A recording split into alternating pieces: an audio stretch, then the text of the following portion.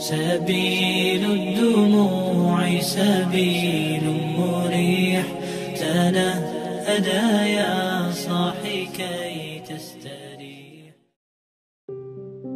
Al-Quran mengajarkan, imma yablughanna indakal kibra ahaduhuma au kilahuma fala takul lahuma uf wala tanharhuma wa kullahuma qaulan karima.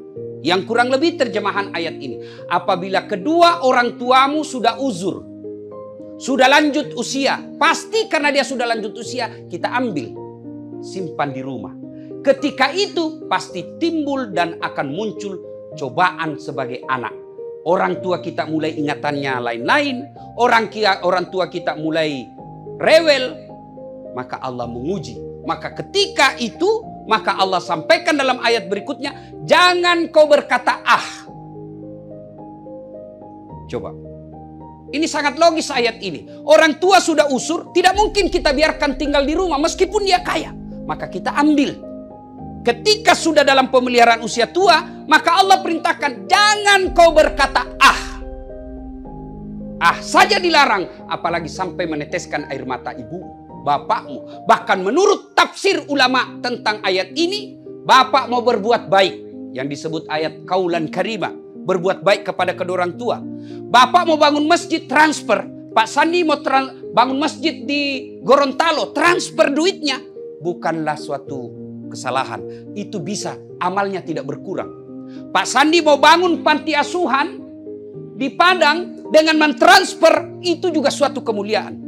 Tapi menurut ayat ini, Pak Sandi mau berbuat baik, Dasat mau berbuat baik kepada orang tuanya, akhlak mulia jangan kau transfer tanganmu dengan tangannya orang tuamu. Itu yang disebut akhlak mulia kepada orang tua. Maka masuk tahun baru besok, yang ibu bapak masih ada orang tuanya, ayo, kalau masih selokasi dengan kita, belilah baju yang baru, belilah makanan kesenangan orang tua. Datang pagi hari selesai sholat subuh, persembahkan kepada orang tua dan minta didoakan. Itu jauh lebih mulia doanya ibu bapak kita daripada doanya seorang ulama untuk anak. Jadi kan biasa kita lebih senang minta didoakan sama ulama daripada dari ibu bapak kita. Ketemu ulama, cium tangannya, salah tidak. Tapi ketika ibu bapakmu kau tidak cium tangan, tidak ada gunanya mencium tangan ulamamu. Orang tua, cium tangannya, muliakan, bawa makanannya, kesenangannya. Jangan sampai datang orang tua kita dari kampung, kita telepon, Pak saya sibuk, itu ada sopir, bapak mau kemana saja, sudah siap temani. Mau makan, ada pembantu yang sudah layani. Orang tua kita bukan diserahkan kepada orang-orang di sekitar kita, tapi kalau mau dapat berkahnya hidup, muliakan orang tua. Almarhum bapak saya pernah menerima baju dari adiknya, baju batik. Dan itu baju batik kesenangannya. Karena Pak Sandi bapak saya petani penggarap.